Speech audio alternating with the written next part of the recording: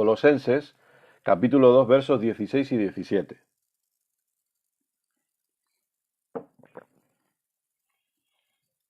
Dice así: por tanto, nadie os juzgue en comida o en bebida, o en cuanto a días de fiesta, luna nueva o días de reposo.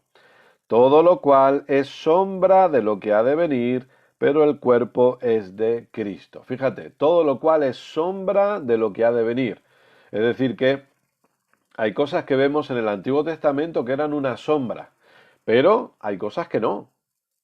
Hay cosas que son simples objetos. Simples, simples objetos. Hebreos capítulo 10, para remarcar lo de las sombras. Hebreos capítulo 10. Y ahora veremos un ejemplo, dos ejemplos, ¿no? Pero veremos un ejemplo de lo que sí es una sombra, que el propio Jesús luego lo muestra, pero veremos un ejemplo de lo que no es una sombra, no es un tipo de nada, no es una figura de nada, y a veces se le da como si lo fuera, pero no lo es. Hebreos capítulo 10, verso 1. Dice así: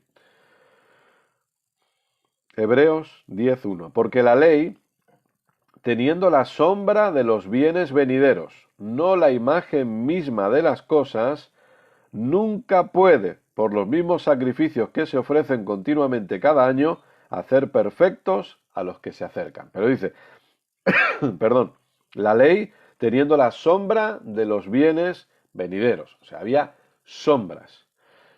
¿Cuál es una tipología, por ejemplo? Hemos dicho el Cordero Pascual, ¿verdad? Creo que todos tenemos en mente la Pascua, todos tenemos en mente las plagas sobre Egipto, sobre la nación de Egipto. De hecho, hoy en día quizá muchos hablan de plagas y de todas estas cosas, ¿verdad? Entonces todos tenemos en mente ese pasaje y todos tenemos en mente cómo Dios da una orden a las familias judías del pueblo de Israel, mejor dicho, para que maten un cordero, que será el Cordero Pascual, y que con la sangre pinten los dinteles de la puerta para que la muerte de los primogénitos no entre en esa casa. El espíritu de muerte que iba a arrasar con los primogénitos no entre en esa casa. Ahora, el cordero es una figura del cordero, de nuestro Cordero Pascual, quien es Cristo. La sangre que se colocaba en los dinteles de la puerta, déjame decirte que no es una representación que yo tengo que hacer hoy de la sangre de Jesucristo. No necesito poner la sangre por todo lugar, porque la sangre de Cristo está cumpliendo su función de limpiarme y mantenerme limpio para siempre. La función que tiene la sangre de Jesucristo hoy es limpiarnos absolutamente de toda la maldad. Y eso ya fue hecho, ya hemos sido limpios. Si hemos sido limpios de eso, no es el tema de hoy, no quiero meterme por este lado. Obviamente hemos sido limpios del pecado original y de todas sus consecuencias. Enfermedades, muertes, pestes, virus, etcétera, etcétera, etcétera. Pero lo que sí era una sombra o un tipo o una figura de nuestro Señor Jesucristo era ese cordero que se mató, que se sacó la sangre para ponerla en la puerta y que luego además se lo comieron. Entonces, ahí vemos una figura. Pero vayamos, por ejemplo, a Números 21 también. Números 21.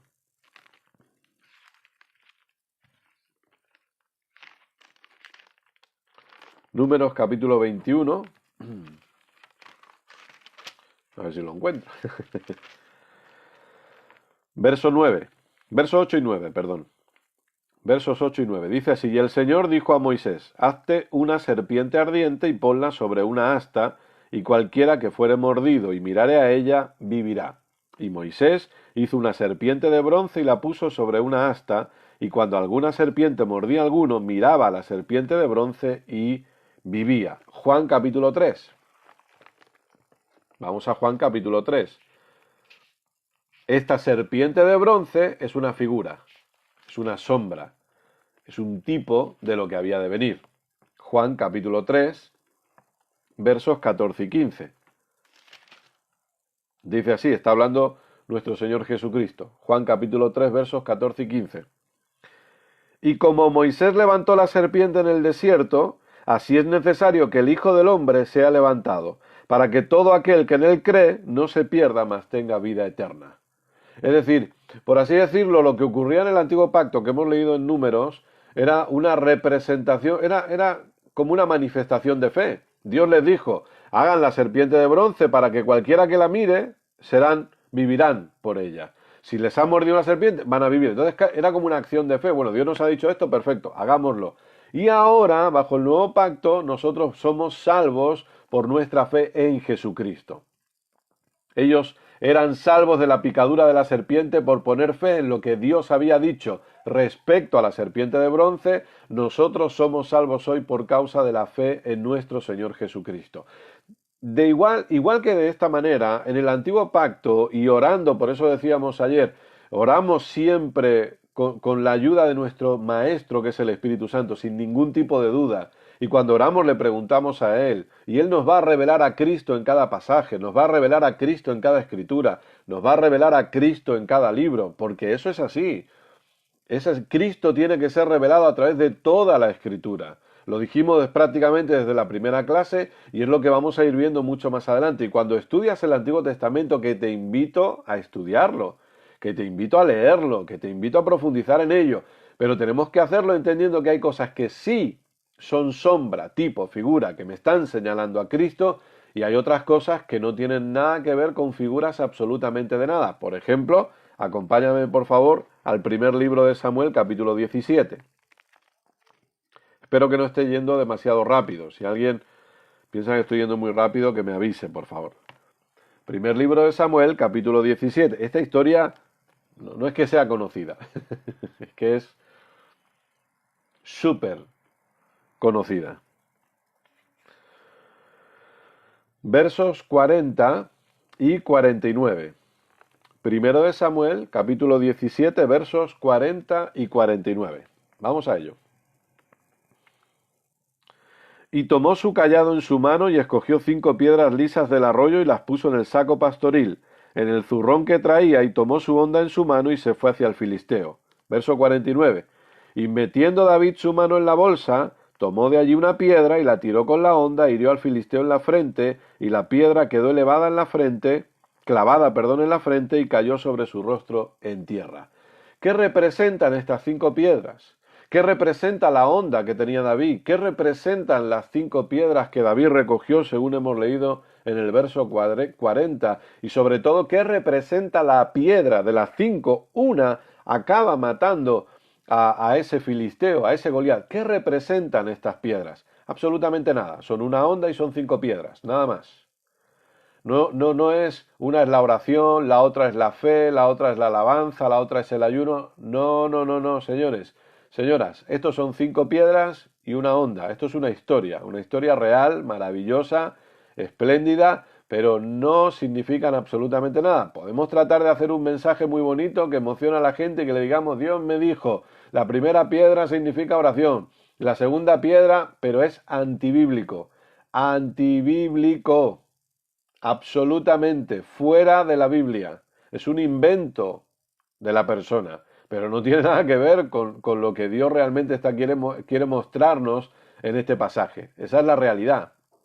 Entonces, entendamos que sí hay figuras, que sí hay tipos, claro que sí hay sombras, pero no tratemos de meterle a todo un simbolismo, porque podemos cometer graves errores a la hora de la interpretación.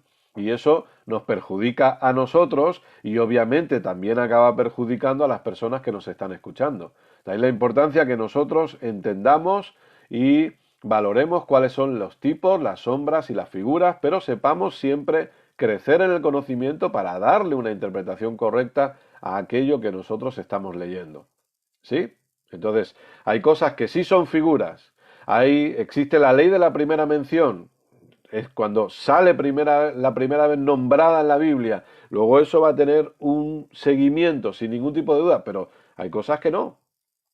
Estas piedras aparecen ahí y ya está, y no aparecen más. Por lo tanto, las 5 piedras que nuestro querido David cogió para matar a Goliat y que solo usó una, no representan nada. No simbolizan nada. Son piedras. Es una onda. No hay más. No hay nada espiritual en las piedras. Esa es la realidad. Por eso que A veces, lamentablemente, se le ha dado una interpretación a cosas que no se le puede buscar una interpretación. Entonces, por eso necesitamos crecer en conocimiento, crecer en entendimiento, para saber interpretar correctamente aquello que estamos leyendo y para no tratar de darle, no, es que yo he visto en visión, cuidado con las visiones. Kenneth, ¿es que tú no crees que haya visiones hoy en día? Sí. ¿Es que tú no crees que Dios hable por medio de sueños? Claro que sí. Dios tiene que hablar por medio de sueños porque hay gente que se pasa el día durmiendo y no tiene otra forma de hablarles. Claro que Dios habla por sueños, por supuesto que sí. Y visiones también. Pero tengamos cuidado. No todos los sueños son Dios hablando. No todas las visiones son Dios hablando.